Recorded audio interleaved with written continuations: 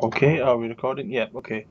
Hi everyone, this is Ronnie from the Fruit Festival and also from my own YouTube channel. And I've got a interview today with a special guest who is going to be at the UK Fruit Festival in August.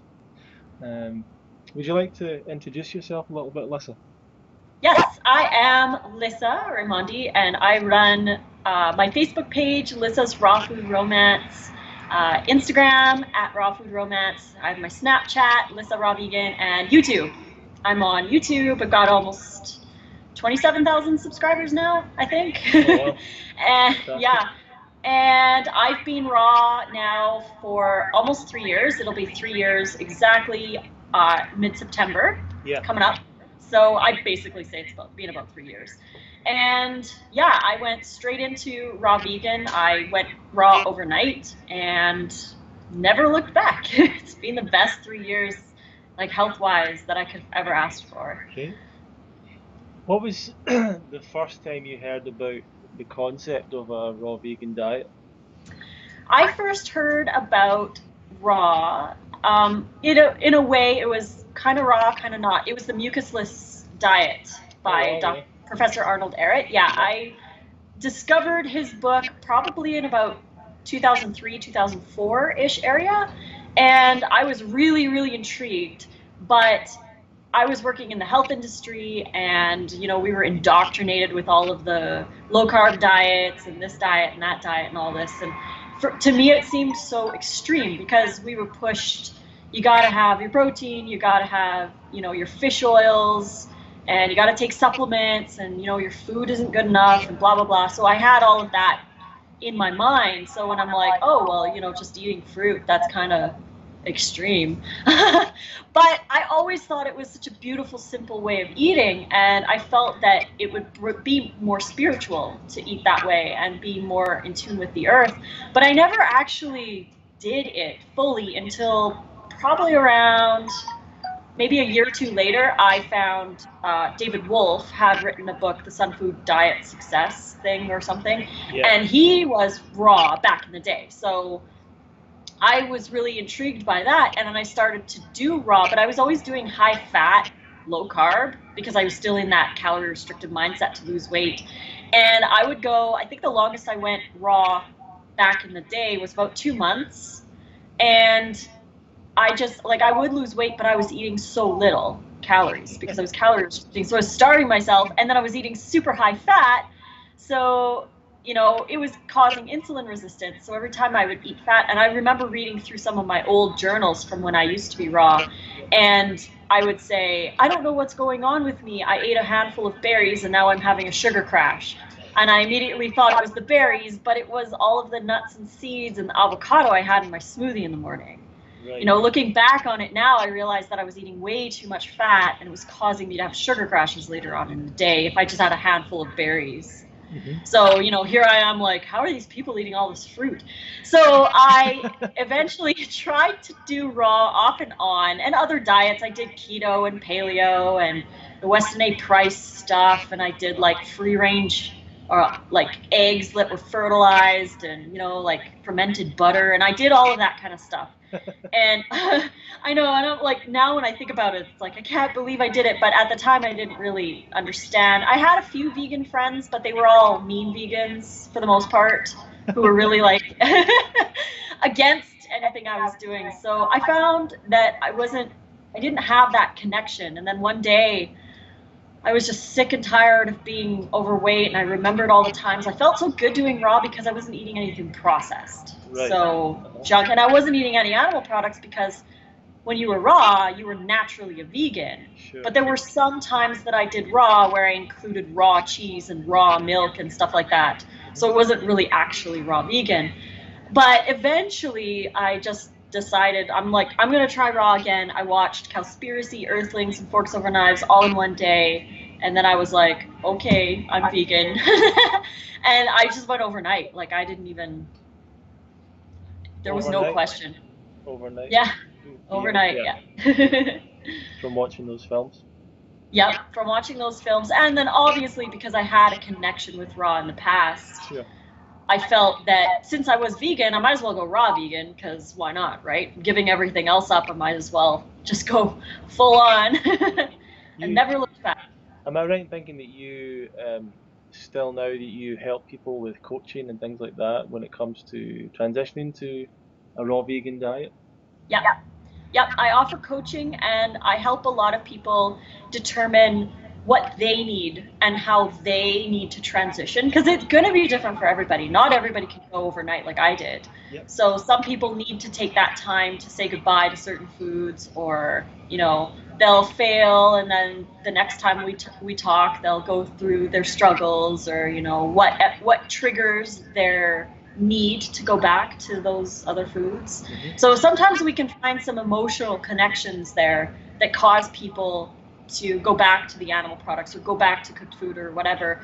And a lot of the time it has to do with social interactions, reward, punishment cycle, childhood memories, and that's where comfort food comes in. And I know that a lot of people, especially living in the north like I do, we all say, oh, well, it's so hard to be raw in the winter, but it isn't. It really isn't hard to be raw in the winter. We just have this psychological need to have warm cooked food in the winter because it's just how we've been for our whole lives, right? We just need that. But if you eat enough food, you actually give your body enough energy to burn properly and you heat up faster. Right. So a lot of people in the winter, they eat very little and then they get really cold because their body is just like, well, I don't have enough energy to heat you up. Yeah, so it's like hibernation in a way. You get those really super dense calories and it takes forever to digest, and you just naturally feel cold, right? So I think, like I'll say, like if during the winter somebody is having issues with eating foods, I say, like, make sure that you don't eat food straight out of the fridge because it's cold, right? You want to have it room temperature, or make raw soups, use your dehydrator, warm stuff up, use spices to heat up your body if you need to, that kind of thing. Like there's a lot of simple things that people can do. And sometimes you can drink tea if people, if you dry your own herbs, they're technically raw, just use warm water to make your own teas, right? So there are ways around it. Fantastic, yeah. When you're helping people out, you mentioned some of the I don't know if you call it mistakes or just things that you learned along your journey to a raw vegan diet, but what are the kind of common problems that people have, and have you got any innovative solutions you want to share that help people? Yeah, I think one of the biggest reasons why people fail is that they don't eat enough. That's the number one reason why they can't do a raw vegan diet, because if you go hours and hours, like if you start your day out with no fuel in your car and you're driving 2,400 kilometers, if you don't fill up your gas tank, you're going to be, you have to fill up your gas tank. Otherwise, you just can't keep going. And if you don't fill up your gas tank, halfway down your journey, like if you filled up at the beginning with breakfast and halfway down your journey, you're running on empty, in your head, you're going to be thinking like, can I put water in my gas tank? Can I put trees in? Like you're going to be thinking of all these things that you could put in your gas tank. When if you just stopped for gas and topped up your tank, you would be in that position to think about, stuff. So I think that the problem comes where people don't actually top up their calories throughout the day, and they eat smaller meals. Like if you go to a restaurant and you order an entree salad, it's like, a little salad. To me, it's like a third of what I'd eat for dinner, or fourth, right? So to me, it's a small salad, but to the average person who eats everything else, like animal products, grains, breads, blah, blah, blah, pasta and all of that, to them, the salad seems large. But when you cut out all of that other stuff, you gotta replace the calories. Otherwise, you're gonna go like 4 hours and, everybody says to me, they're like, but I'm hungry all the time. And all I say is, eat then. Eat fruit. Grab some fruit, have some fruit and eat it up. And, you have to take that time to top up your gas tank throughout the day. So like a banana here, an apple there, something there, so that your body knows that you're always thinking about it. Another reason people fail is that they eat too high fat. Right. And that's something that I've noticed too. A lot of people who'll be doing raw for months and months, they're like, I just can't lose any weight. And I find out they're eating nuts and seeds and they have an avocado every night. And it's like, okay, avocados are good, but just maybe cut it half and save the other half for tomorrow or something, just to lower the fat intake down. Sure. And keeping your fats with your greens and your fruit by itself is typically the better option, because your fat's going to help you absorb like vitamin A and vitamin K out of your lettuces. Whereas you don't need fat to absorb anything from fruit. So adding an avocado to your smoothie or almond milk or something to your smoothie isn't really the smartest idea, right? Just eat your fruit the way it was made and top up your gas tank throughout the day. Another problem that I find people have a lot is family. Right. And, you know, like social situations and stuff like that. I say, if you're having problems with like going to family things, I noticed that I had issues with my ex-mother-in-law. She would always assume that I was sick or that I wasn't eating because I would never eat in front of them. I'd always eat before, or I'd go there and I wouldn't eat dinner with them. So in their mind, they think I'm starving because they don't see me eat. And I could tell them I'm eating like this massive salad, but they don't see that. And you have to put yourself in their shoes and think, well, they don't see me doing this and they think I'm getting sick. So what I did, I took my giant salad over there and I ate the entire thing in front of them. And I actually made it bigger than normal just to make a point. But I ate the entire thing in front of them and I never got any more questions after that. Fantastic. Because they see what I'm eating and they're like, well, she obviously eats a lot more vegetables than we do, so we're not going to say anything anymore, right? But then, you know, restaurants are hard. You want to make sure you eat before you go to a restaurant, obviously, and then just have a little salad while you're there just to be social. But yeah, it's really the family who see you often, or you go to like family events, that have issues because they don't see what you're doing day to day. You have to show them what you're doing day to day so that they feel comfortable. And then just tell them, like, you know, like, if you provide me like with a huge fruit salad, I'll eat the entire thing. Then they feel hospitable and you get something to eat. So it's a win-win situation. But those are probably the top three reasons that people fail when they're trying raw. That's a great breakdown of that.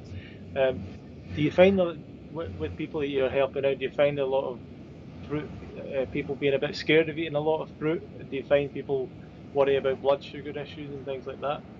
Yeah, I do. And I think that when people try, or when they start to do raw, or they hear about it and they're like, ooh, I'm going to try raw, they'll do like the Sunday night last meal, you know, they'll have their pizza or whatever, and they're like, I'll start Monday. The problem with that is that you have all that fat running through your system. So when you start the next day having a big fruit smoothie, you're going to have too much insulin resistance, because I think it's about 72 hours before the fat dissipates out of your bloodstream. So I recommend, if you're going to start raw, don't do the cheat meal. Try and have a salad the night before, and then when you start doing raw, to do the lower glycemic fruits just for a little bit, like berries, apples, that kind of thing. And then move into the tropical stuff, because if you have too much fat running through your bloodstream, then you're going to get sugar crashes in the beginning, and a lot of people will fail because of that. They'll be like, oh my God, it's way too much sugar. But that said, I find, for me personally, I find I'm best with a 50-50 fruit to vegetable ratio.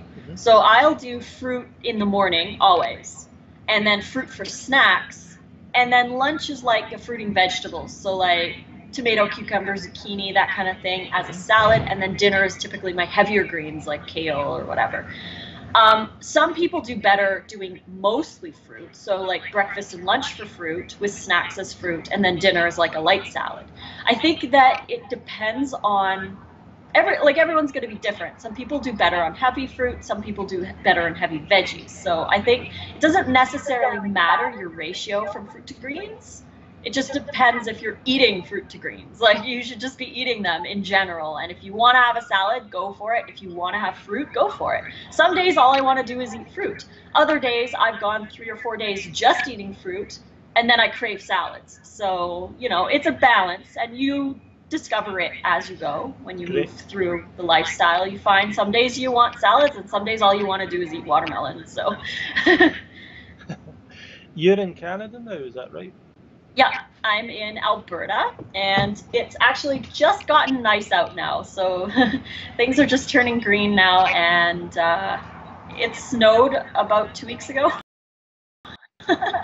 So yeah, it's pretty cold up here, and people are always inspired that I can be raw up here because, you know, it's cold and we don't really have a lot of fresh stuff that's local. Like we do get a lot of stuff shipped up, and I always say like I am blessed to be able to eat bananas this high north.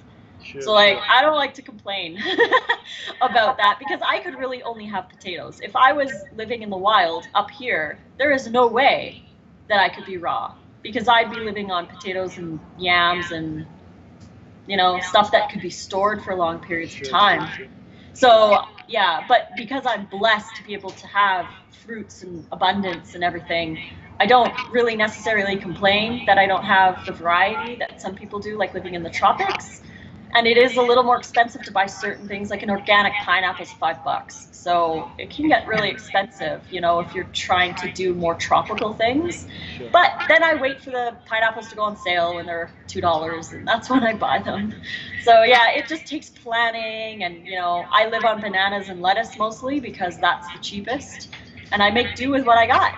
So So what is there a bit of a change at this time of year in terms of the fruit that you're getting in the yeah, shop? right now is we're coming into, well, starting in mid-June is going to be tree fruit season. So we're going to have a lot of plums, nectarines, peaches, apricots, that kind of stuff, and I will probably be eating a lot more of those. And I take advantage to the seasonal fruits because in the winter I really don't have very much option. It's bananas, you know, unripe tropical fruit, really expensive mangoes, really expensive watermelon. But in the summertime, you know, some stuff gets really, really inexpensive, so I take advantage of that. And I think this year I might try to get to one of those you pick farms where you can pick your own berries. Like you pay like $10 and you take your bucket and you can pick as many berries as you want. And I will freeze those berries and save them for the winter, which might help financially, right? So again, you do what you can. Sure, If sure. there's an option to be raw, I will always choose the raw option. Fantastic. So we're going to be lucky to have you coming over to the UK in the summer and being part of the Fruit Festival. So Uh, excited, yes. yeah, it's going to be good. Uh, Mm. I think that two of the main things you're going to be talking about, one is actually developing the right mindset, Mm. um, and also speaking a little bit about weight loss advice, your weight loss journey. Yeah. So, do you want to summarize a little bit of the kind of things you'll be sharing? Yep. For the weight loss, we're going to be talking about my struggles with raw in the past and what I went through, and then what I tell people who are trying to lose weight, especially people who have been raw for a couple months and haven't been losing enough weight, Hmm. and what they can tweak in their diet to change that so that they can start to lose weight. Sure. And we'll be talking about restriction versus, you know, calorie abundant, low fat versus high fat, keto diets, that kind of thing. So I'm going to try and talk about all of that. And then for the mindset one, I have always been told that I have such a unique perspective when it comes to the psychology of being raw. So like mind tricks, life hacks, that kind of thing. Oh Like wow. imagining the foods that you can't eat anymore as being discontinued products, you know, or like if you're always at the vending machine, pretend that it's out of order. Like playing with your brain to make you believe that these foods aren't food anymore, Wow. and changing your focus over to what is food. You know, all of those mind tricks and having a different mindset towards it, especially when it comes to family. Like when you're cooking for somebody else, you know, think of it as not a chore, because I don't like using the word chore, but think of it as like an act of kindness that you're doing for your family member that doesn't link it with food for you, because we Sure. have so many psychological connections to food that we have to consciously break. So like I mentioned earlier, there's the reward punishment cycle, tradition, culture, childhood memories, comfort, winter, like all of those things. We can break them all. We just have to work with ourselves daily with meditation, or, you know, in your yoga practice. When you go to the grocery store, I like to tell people, you only do this if you're full, because it's going to be hard if you're hungry. But if you're full and you're feeling really good and confident, walk down those aisles in the grocery store and look at all the food and say, that's not food, that's not food, that's not food, that's not food. And just look at it and say, I don't eat that. I choose not to eat that. I am stronger than that. And really just like empower yourself. And then go in the produce section and say, this is food. This is food, this is food, this is food. And it'll help to train your mind, because if we tell ourselves something enough times, we eventually believe it. So that's exactly why the protein myth continues on, and why people believe they need meat for protein. Because we've just told ourselves that as a society for so long that it's just, you know, everyone believes it without ever questioning it. So you have to tell yourself that fruit and vegetables are food, and that is your food. So that if you tell it yourself enough times, you'll just believe it, and it'll be your life. Like, for me, it's like not even a question. If I'm hungry, I just automatically think of what I could make with my raw food. But again, it takes time. So Fantastic. No, it sounds like you got quite a, I don't know, people might say you've got a strong willpower, and they might think that they don't. I don't know. What do you say to that? You know what? I don't think that.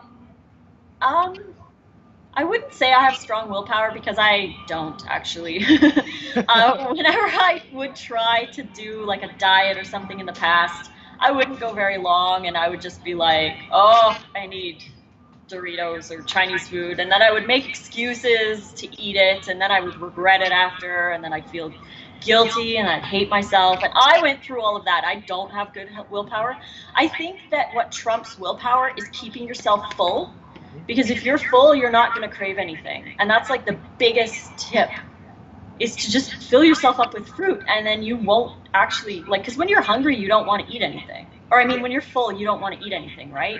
Yeah. It's when you're hungry when you lose your willpower. Sure. So yeah, if you can make the conscious decision to always make sure that you're filling yourself up with fruit, you won't really have a problem with the willpower thing. And also, another thing with the willpower is that you need to focus on today and not tomorrow. Don't be worried about being raw for 30 days or this 30-day challenge, or being raw for 6 years, or beating Fully Raw Christina like 10 years or whatever. Don't think about all of that. You just got to focus on today. And I think that's what helped me to stay raw, was that every single morning I would wake up and say, today I am a raw vegan. Just today. We'll worry about everything tomorrow, but today I am raw. Then I would plan out my meals, and I have a meditation on this on my YouTube channel. It's 5 minutes. You just listen to it first thing in the morning, and it really sets your mindset for the day. And you say, today I'm a raw vegan. Today I'll have this for breakfast, this for lunch, this for dinner, and that's my plan. And then when you wake up tomorrow, you're going to do the same thing. And then the next day, you're going to do the same thing. And eventually, it becomes so normal to you. If you just focus one day at a time, it's completely possible. So between the focus and keeping yourself full, willpower is really not even necessary for the most part. Yeah. That's excellent. I mean, looking forward to, obviously, to meeting you in August, and I know a lot of people are who've registered for the event. And just a quick plug at the end, there's still spaces left, so fruitfest.co.uk. You have a discount code as well, so you get a substantial discount if you go through and use Melissa's code, which is Raw Food Romance. Yes. And looking forward to that. And any questions, you can obviously direct them towards me. Any other questions in this video, you can put in the comment section down below. I can pass any questions on to Melissa, and that's it. Any final thoughts, Melissa, before we finish? Just that I would say, well, I can't wait to meet everybody at the Fruitfest. I'm so excited to go. And yeah, just that this lifestyle is so much easier than we think. And we complicate things. You think you need all of this equipment, and yeah, the dehydrator and the Vitamix and everything are really nice to have, but they're not necessary. All we need to do is eat the way nature made our food, eat a lot of fruit, keep yourself full, and it's super simple. Like, fruit is the easiest fast food ever. Like, you just grab it and you eat it. Like, it's not hard. But I just want people to know that it's easy. It's so easy to eat this way. have to actually eat enough to sustain ourselves. So that's another thing that people find is a little difficult, is they think that it's so difficult to be raw, but it's actually not. That's So a great thing to end with, and the easiest place to be raw is at the fruit festival. That's for sure. yes, exactly, is come and experience being raw there, and be around like-minded people, because it's so different when you have people to talk to and you have people who are actually living the lifestyle, who can show you how easy it is. So it's a benefit for people to come, if they're interested or whatever, to come to the Fruit Fest and meet all of us, because we all live this way. So yeah. Fantastic. Well, thanks a lot, Melissa. And Welcome. if people want to catch you, it's Raw Food Romance on YouTube and Instagram as well. At Raw Food Romance, yep, and on Snapchat, Lissa Raw Vegan. Yes, so follow, if you've not come across Alyssa before, then go and follow her there, and you'll get a lot of her backstory and all of other information. Do you have a website with other?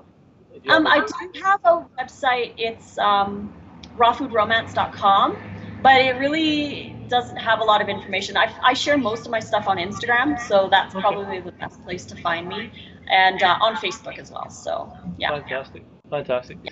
Okay, thanks everyone, and you can share this video and feel free to subscribe as well, and we'll see you later on. Thank you very much. Thanks, Melissa. Bye.